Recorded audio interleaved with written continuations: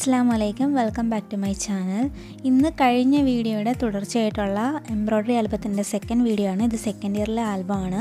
അപ്പോൾ സെക്കൻഡ് ഇയറിൽ നമ്മുടെ എംബ്രോയിഡറി സബ്ജക്റ്റിൻ്റെ പേര് വാല്യൂ അഡീഷൻ ടെക്നിക് എന്നാണ്.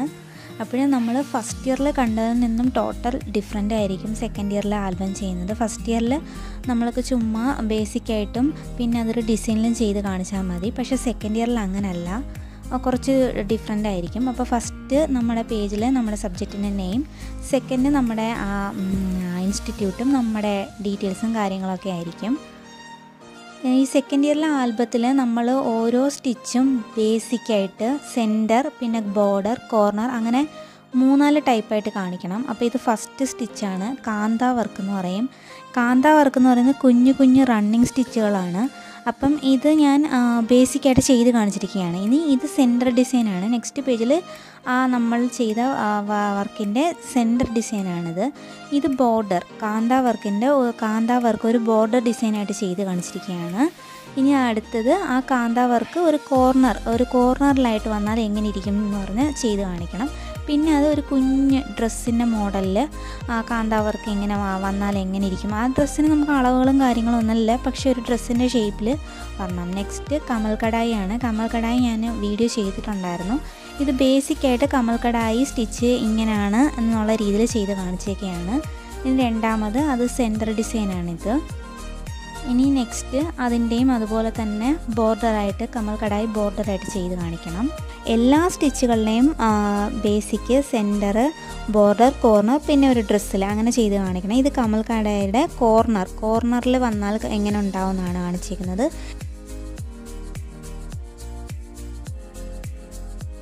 ഇത് ഒരു ചെറിയ ഡ്രസ്സിൽ ചെയ്ത് ഡ്രസ്സിൻ്റെ മോഡലിൽ, ഡ്രസ്സിൻ്റെ മോഡലിലുള്ള ഒരു ക്ലോത്തിൽ ചെയ്ത് ഇങ്ങനെ കാണിച്ചേക്കാണ്.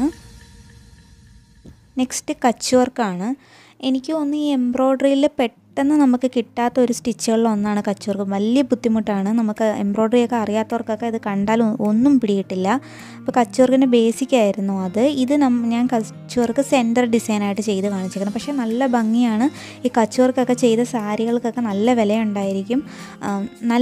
നല്ല വർക്കാണ്, നല്ല ഉറപ്പുള്ള ഒരു സ്റ്റിച്ചാണ്. ഇത് കച്ച് വർക്ക് ബോർഡറിൽ ചെയ്ത് കാണിച്ചൊക്കെയാണ്. ഇനി എല്ലാ ഡിസൈനിലും ചെയ്തതുപോലെ തന്നെ കച്ച് വർക്ക് കോർണറിലും ഇതിലും ചെയ്ത് കാണിച്ചിട്ടുണ്ട്. ഇത് കച്ച് വർക്കിൻ്റെ കോർണർ ഡിസൈനാണ്. കച്ച് വർക്ക് പെട്ടെന്ന് നമുക്ക് കിട്ടില്ല, നല്ല ബുദ്ധിമുട്ടാണ്, ഇത് കിട്ടാൻ വലിയ പാടാണ്. ഇത് കച്ച് വർക്ക് ഡ്രസ്സിൽ ചെയ്ത് കാണിച്ചൊക്കെയാണ്. എൻ്റെ ഫസ്റ്റ് ഇയറിലെ ആൽബം കണ്ടിട്ടില്ലാത്തവരുണ്ടെങ്കിൽ ഒന്ന് കണ്ടു നോക്കുക. ഡിസ്ക്രിപ്ഷൻ ബോക്സിൽ എൻ്റെ ലിങ്ക് ഉണ്ട്, പിന്നെ സജഷനായിട്ടും കൊടുത്തിട്ടുണ്ട്. നെക്സ്റ്റ് പിസ്റ്റൽ എന്ന് പറയുന്ന സ്റ്റിച്ചാണിത്. ഈ പിസ്റ്റലിന് ചില ആളുകൾ ലോങ് ഫ്രഞ്ച് നോട്ട് എന്നും പറയാറുണ്ട്. അതായത് നമ്മൾ ഈ സ്റ്റിച്ചിൻ്റെ അറ്റത്ത് ഒരു ഫ്രഞ്ച് നോട്ട് വന്നാണ് ഫിനിഷ് ആവുന്നത്. അത് ചില ആളുകൾ ഈ സ്റ്റിച്ചിനെ ലോങ് ഫ്രഞ്ച് നോട്ട് എന്നും പറയാറുണ്ട്. ഇത് പിസ്റ്റലിൻ്റെ സെൻറ്റർ ഡിസൈനായിട്ട് ചെയ്തതാണ്. ഇത് ബോർഡർ ഡിസൈനാണ്. ഫ്ലവറൊക്കെ ചെയ്യാൻ നല്ല സുന്ദരമായിട്ടുള്ളൊരു സ്റ്റിച്ചാണ് ഈ പിസ്റ്റൽ എന്ന് പറയുന്നത്. പിസ്റ്റൽ ഞാൻ കോർണർ ഡിസൈനിൽ ചെയ്തേക്കുന്നതാണിത്. നമ്മൾക്ക് കളർ കോമ്പിനേഷനും മാർക്കുണ്ട്. ഞാൻ മാക്സിമം ലൈറ്റ് കളേഴ്സേ യൂസ് ചെയ്യാറുള്ളൂ. ഡാർക്ക് കളറൊക്കെ ഇട്ട് കറക്റ്റിനൊക്കെ ചെയ്താൽ നമുക്ക് മാർക്കൊക്കെ കൂടുതലുണ്ട്. ഇത് ഡ്രസ്സിൽ ചുമ്മാ ചെയ്ത് കാണിച്ചാണ്, ഡ്രസ്സിൻ്റെ ബോർഡറായിട്ട് ചെയ്ത് കാണിച്ചേക്കാണ്. ഇനി ഇത് താമ്പൂരാണ്. താമ്പൂര് വർക്ക് ഞാൻ ഓൾറെഡി എംബ്രോയ്ഡറി ട്യൂട്ടോറിയലായിട്ട് ചെയ്തിട്ടുണ്ടായിരുന്നു. ഇത് ഞാൻ ബേസിക്കായിട്ട് താമ്പൂർ സ്റ്റിച്ച് ഇങ്ങനെയാണ് ചെയ്യുന്നതെന്ന് പറഞ്ഞ് കാണിച്ചിരിക്കുകയാണ്. ഇതിന് താമ്പൂർ സ്റ്റിച്ചിൻ്റെ സെൻറ്റർ ഡിസൈനായിട്ട് ഈ വർക്കാണ് ചെയ്തത്. ഇനി താമ്പൂരിൻ്റെ ബോർഡർ ഡിസൈനാണിത്. ഇനി എല്ലാത്തിലും ചെയ്ത പോലെ തന്നെ താമ്പൂർ കോർണർ വർക്കായിട്ട് ചെയ്തതാണിത്. ഇനി ഇതും ഡ്രസ്സിൽ ചെയ്ത് കാണിച്ചിട്ടുണ്ടായിരുന്നു. ഇത് ഡ്രസ്സിൽ ഒരു ടോപ്പ് പോലെ ചെയ്തിട്ട് അതിൽ ഫുള്ള് വർക്കായിട്ട് ചെയ്ത് കാണിച്ചേക്കാണ്. ഇത് കാശ്മീരി വർക്കാണ്. കാശ്മീരി വർക്കിൽ കുറേ സ്റ്റിച്ചുകൾ വരുന്നുണ്ട്, കുറേ ഇതിൽ ഓരോന്നും ഓരോ സ്റ്റിച്ചുകളാണ്. അപ്പോൾ ഞാനത് ഒരൊറ്റ വർക്കായിട്ട് മാത്രമേ ചെയ്തിട്ടുള്ളൂ. ഇത് ദർവാരി എന്ന് പറയുന്നൊരു സ്റ്റിച്ചാണ്. ഇതും ഒരു സെപ്പറേറ്റ് സ്റ്റിച്ചാണ്. ഇത് ഞാനൊരൊറ്റ വർക്കായിട്ട് മാത്രമാണ് ചെയ്തേക്കുന്നത്. സെൻറ്റർ, ബോർഡർ, കോർണർ അങ്ങനെ വ്യത്യസ്തമായിട്ട് ചെയ്തിട്ടില്ല. അതിൽ ആ സ്ക്വയർ ഷേപ്പിൽ വരുന്നതാണ് സത്യത്തിൽ ദർവാരി സ്റ്റിച്ച്. ഇത് ഷാഡോ വർക്കാണ്. ഷാഡോ വർക്ക് ചെയ്യുമ്പോഴേ എപ്പോഴും നമ്മൾ എംബ്രോയ്ഡറി ചെയ്യുമ്പം തുണിയുടെ നല്ല വശത്താണ് നമ്മൾ സ്റ്റിച്ച് ഇടുന്നത്. പക്ഷേ ഷാഡോ വർക്ക് തുണിയുടെ ചീത്ത വശത്താണ് നമ്മൾ സ്റ്റിച്ചുകൾ തയ്ക്കുന്നത്.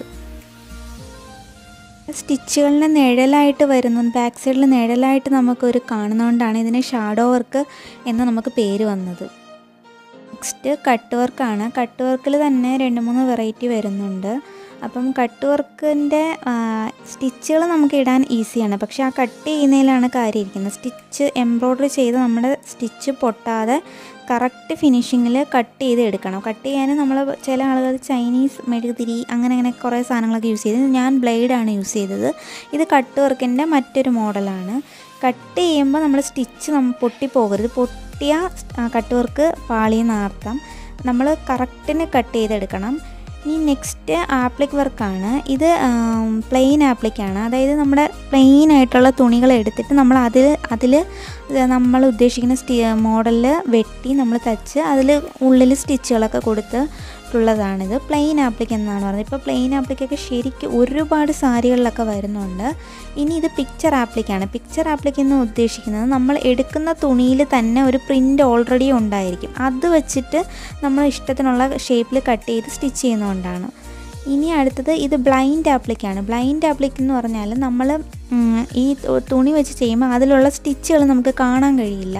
സ്റ്റിച്ചുകൾ ഉള്ളിലിട്ടാണ് ചെയ്യുന്നത്. അതുകൊണ്ടാണ് ഇതിന് ബ്ലൈൻഡ് ആപ്ലിക് എന്ന് പേര് വന്നത്. ഇത് നെറ്റ് ആപ്ലിക്കാണ്. ഇതിൽ നമ്മൾ യൂസ് ചെയ്യുന്ന തുണി നെറ്റായിരിക്കണം. നെറ്റ് യൂസ് ചെയ്ത് സ്റ്റിച്ച് ചെയ്തതിന് ശേഷം നമ്മൾ ആ ചെയ്ത തുണി നമ്മൾ വെട്ടി മാറ്റിയാണ് ചെയ്യാറ്. ഞാൻ വെള്ള ചാർട്ടായതുകൊണ്ടാണ് നിങ്ങൾക്ക് തുണി മാറ്റിയത് മനസ്സിലാവാണ്ട് ഫുൾ വൈറ്റായിട്ട് തോന്നുന്നത്. ഇനി അടുത്തത് മിറർ വർക്കാണ്. മിറർ വർക്ക് നമുക്ക് ഫസ്റ്റ് ഇയറിലും സെക്കൻഡ് ഇയറിലും ഉണ്ട്. ഇത് സീക്വൻസ് വർക്കാണ്. ഇതും നമുക്ക് ഫസ്റ്റ് ഇയറിലും ഉണ്ടായിരുന്നു. ഇനി ഇത് ബീഡ്സ് വർക്കാണ്. ഇത് ബീഡ്സ് വർക്കിൽ ഞാൻ യൂസ് ചെയ്ത ബീഡ്സിൻ്റെ കളറൊക്കെ കുറച്ച് പെയ്ഡായിട്ടുണ്ട്. അതാണ് വല്ലാണ്ട് ഇരുണ്ട കളറൊക്കെ ആയിട്ട് കാണിക്കുന്നത്. ബീഡ്സ് വർക്കൊക്കെ നമുക്ക് ഫസ്റ്റ് ഇയറിലും ഉണ്ടായിരുന്നു, പക്ഷേ അത്ര നല്ല രീതിയിൽ ചെയ്തിട്ടില്ലായിരുന്നു. ഇത് പൂരണി സർദോഷി വർക്കാണിത്. സർദോഷി ഞാൻ കൗച്ചിങ് രീതിയിലും ഇതിൽ ചെയ്ത് കാണിച്ചിട്ടുണ്ട്.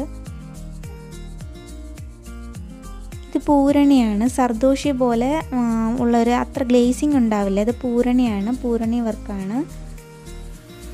ഇനി നമുക്ക് റിബൺ എംബ്രോയ്ഡറി ആണ്. അപ്പോൾ റിബൺ എംബ്രോയ്ഡറിയിൽ തന്നെ ഇത് ഫസ്റ്റ് സ്റ്റിച്ച് സ്ട്രെയിറ്റ് സ്റ്റിച്ചാണ്.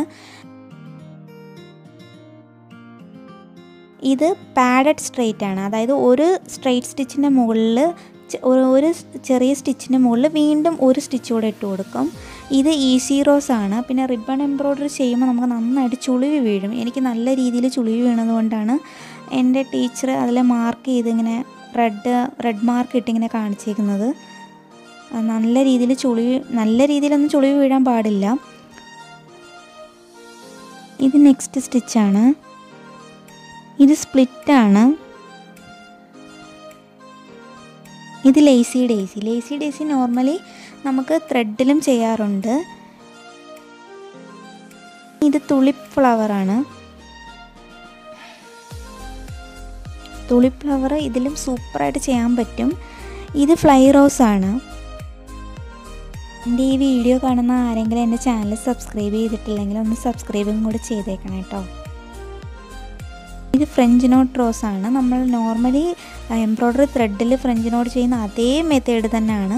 ഇനി റിബണിൽ ചെയ്യുമ്പം അത് കുറച്ച് വലുതായിട്ട് കാണും.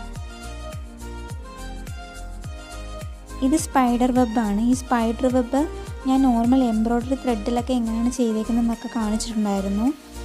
ഇത് സ്റ്റെം സ്റ്റിച്ചാണ്. സ്റ്റെം സ്റ്റിച്ച് റോസാണിത്. നമ്മൾ നോർമൽ സ്റ്റെം തന്നെ റിബണിൽ ഇട്ട് അതൊരു റോസ് ഫ്ലവറിൻ്റെ ഷേപ്പിലാക്കി എടുത്തേക്കാണ്. നെക്സ്റ്റ് വൺ ഇത് സ്പൈഡർ വെബിൽ തന്നെ ഒന്ന് നമ്മൾ ത്രെഡ് ഇട്ടിട്ട് ചുറ്റിയെടുക്കുന്നതുണ്ട്, അല്ലാതെ റിബണിൽ തന്നെ റണ്ണിങ് ഇട്ടിട്ട് ചുറ്റിയെടുക്കുന്നതുണ്ട്. ഇത് കാർണേഷൻ ഫ്ലവറാണ്. കാർണേഷൻ ഫ്ലവർ എനിക്ക് അത്ര ഫിനിഷിങ്ങിൽ കിട്ടിയില്ല, അതുകൊണ്ടാണ് ഒരു ഭംഗിക്കുറവ് പോലെ. അപ്പം ചുളിവ് നന്നായിട്ട് വീണിട്ടുണ്ടായിരുന്നു. ഇത് സൺഫ്ലവറാണ്. സൺഫ്ലവറൊക്കെ നമ്മൾ റിബണിൽ സെപ്പറേറ്റ് ഒരു റണ്ണിങ് ഒക്കെ ഇട്ട് കൊടുത്ത് ചുരുട്ടി അതിനൊക്കെ ഒരു പ്രത്യേക മെത്തേഡൊക്കെ ഉണ്ട്. ഇത് ലൂപ്പ് ഫ്ലവറാണ്. ഇതിൽ ആ വന്നേക്കുന്ന ഫ്ലവറാണ് നമ്മളുടെ സ്റ്റിച്ച്. ബാക്കിയുള്ളതൊക്കെ ഞാൻ സപ്പോർട്ടിങ് സ്റ്റിച്ചായിട്ട് ഇട്ട് കൊടുത്തേക്കുന്നതാണ്. ആ ഫ്ലവറാണ് ലൂപ്പ് ഫ്ലവർ.